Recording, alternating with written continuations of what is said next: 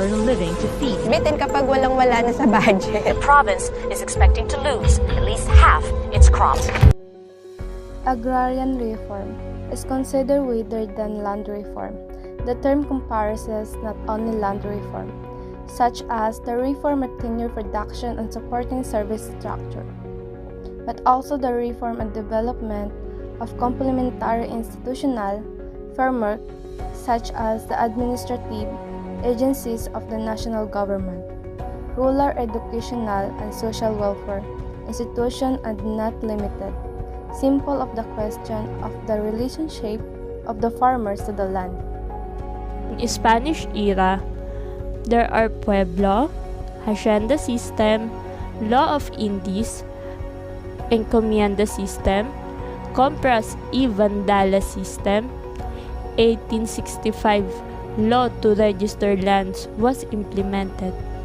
1893 ley hypothecaria or mortgage law. 1894 the Maura Law or Royal Decree of 1894. 1896 Revolution of Peasants and Farmers uprose.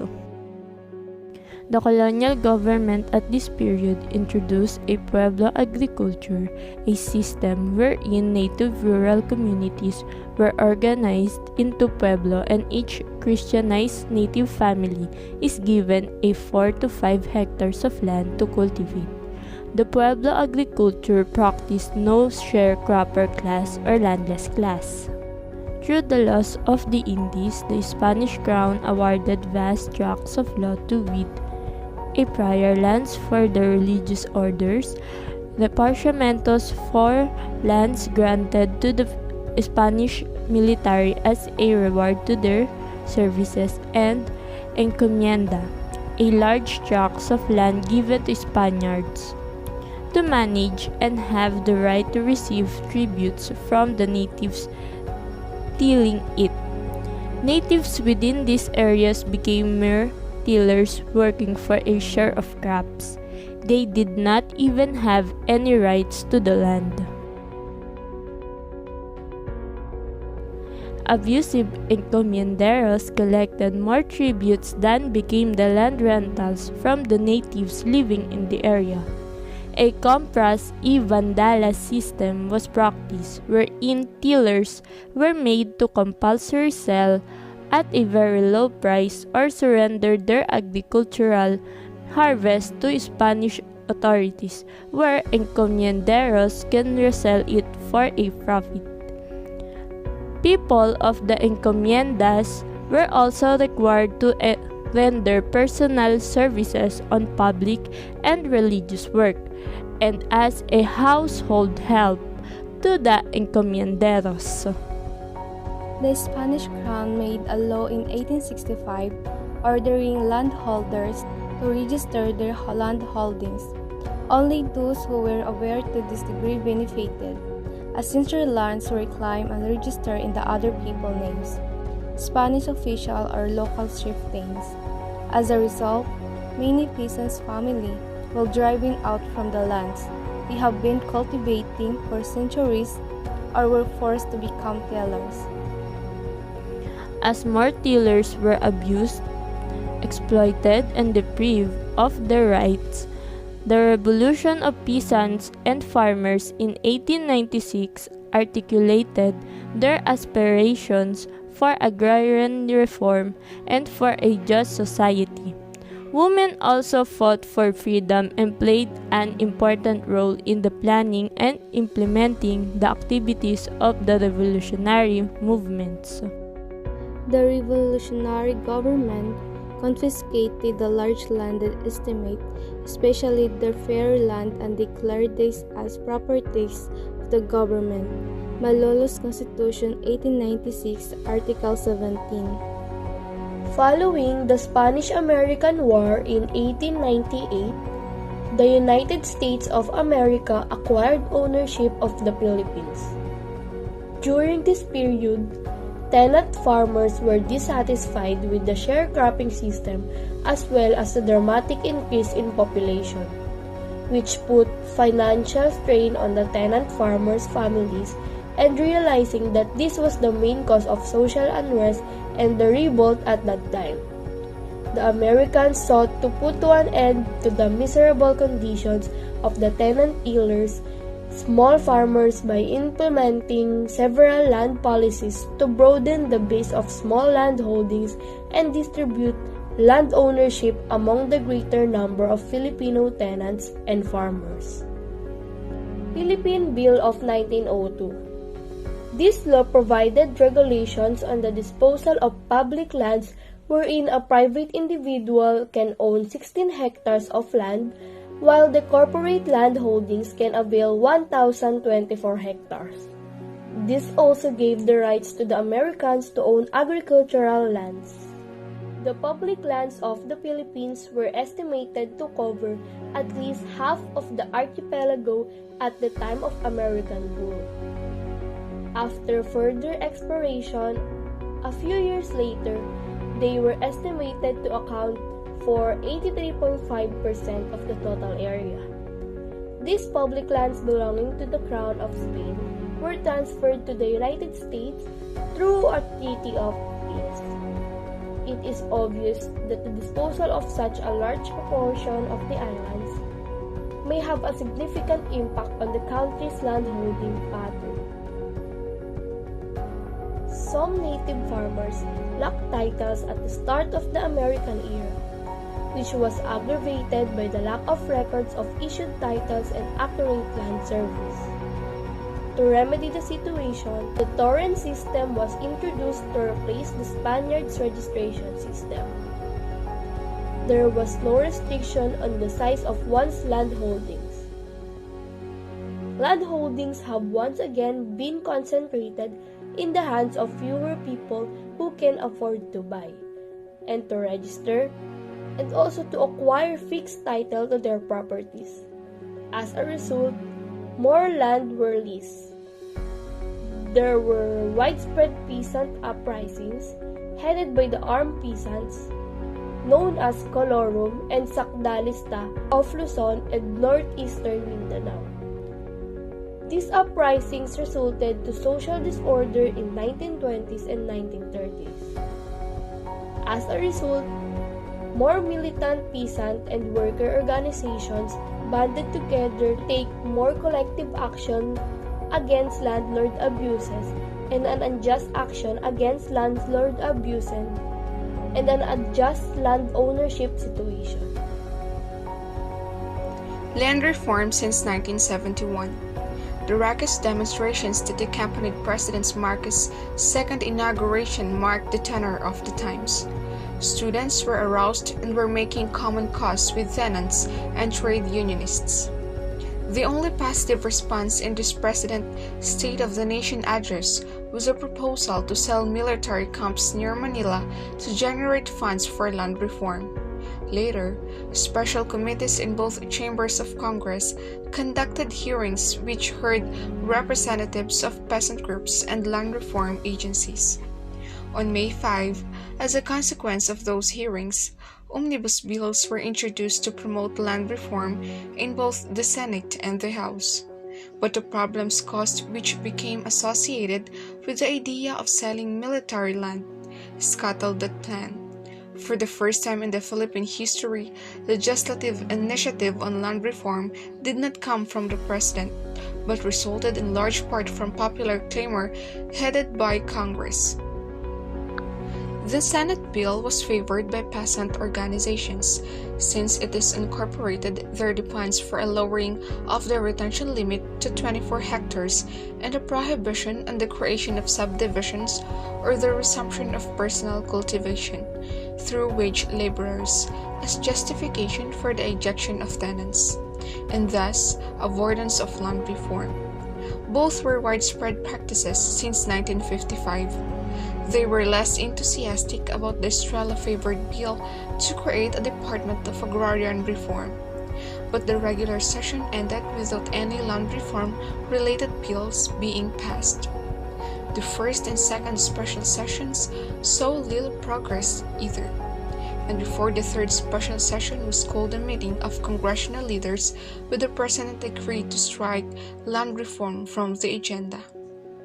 It was decided to suspend action on land reform while a special committee conducted an in-depth study, submitting its report to the regular session beginning in January 1971.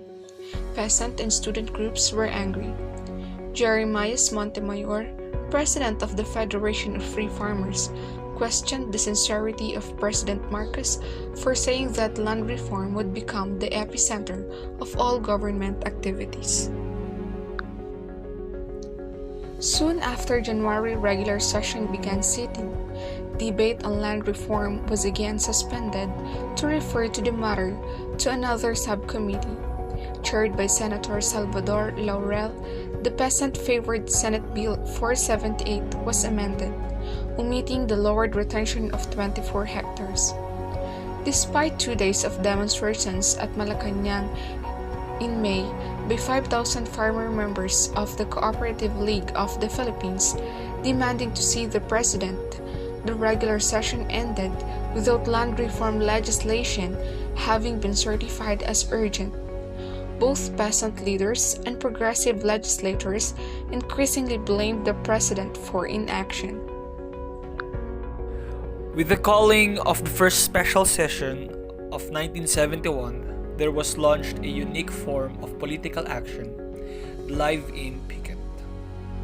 On the 1st of June, hundreds of small farmers, supported by students, priests, nuns, and urban trade unions, encamped in front of the Congress building to insist on effective reform legislation. At the beginning of the second special session, when legislative action on land reform was still far from complete, the demonstration had already lasted for 2 months. 27 peasants organizations, especially the Free Farmers, brought in buses and jeeps loaded with tenants from villages as far as 200 kilometers away. During each legislative day, small groups badgered individual congressmen demanding to know how they would vote on each article of each pending land reform bill and why, and explaining the importance of the reforms proposed. Members of the Congress had increasingly difficulty in handling this unprecedented pressure. In the early days of the second special session, they began to question the legality of such action. Debates on land reform were even suspended to reinforce the demand that demonstrators abandoned their round-the-clock picket. 28, but the picketers only gained greater mass support. Representatives of the Philippine Public School Teachers Federation joined the demonstration. The 87,000-member Philippine Federation of Labor threatened to strike nationwide if farmer demonstrators were evicted from the Congress building. Finally, on 9th of August, House Speaker Villarreal announced that the leadership had decided to withdraw their demand for the picket's removal and to resume debate on land reform. Said a spokesman for the Philippine Congress of Trade Unions, this proved that democracy, if given a chance, can still work in this country. One observant congressman threw light on the motivation for the turnabout when he commented, "Those who would evict the demonstrators would be doing exactly what the Russian aristocracy did just before the October Revolution began." From then on, debate on land reform, especially in the House, was more constructive. 2 bills had been enacted: Republic Act 6389 and Republic Act 6390. When the 5th special session ended on 5th of September. There are 2 major conclusions to be drawn from this legislative history. The more general one was articulated by both conservative Solons and radical peasant leaders. The democratic process works. The people may peaceably assemble to redress their grievances. More specifically, genuine progress toward land reform was possible through Congress if small farmers were organized. Neither of these conclusions was consistent with the contentions in September and October 1972 that only through the setting aside of Congress and presidential rule by decree could genuine land reform be accomplished. The evidence of peasant mobilization in 1971 and the implication it had for the future of the Philippine political system were undoubtedly factors that helped President Marcos decide to reduce mass participation through martial law. A fuller explanation for the abrupt transition in September 1972 to authoritarian rule must be found elsewhere. Unlike every experience in the past, the final version of the first piece of 1971 land reform legislation was in some ways more favorable to the tenant than the first, certainly lowering the retention limit to 24 hectares and preventing landlords from claiming personal cultivation or subdivision as an excuse for ejectment of tenants would not have survived the legislative process without intense peasant pressure. Furthermore, the piecemeal approach was ended and the whole country was declared a land reform area. Republic Act 6390, the funding bill, was more disappointing, providing appropriation for only 50 million pesos, no higher than the funding level in the previous few years, and much less than the original Senate bill. It was, in fact, the President's intervention which tipped the scale for the much more modest figures in the House version. Only the provision in Republic Act 6389 creating a Department of Agrarian Reform, or for in short DAR, received consistent administration backing.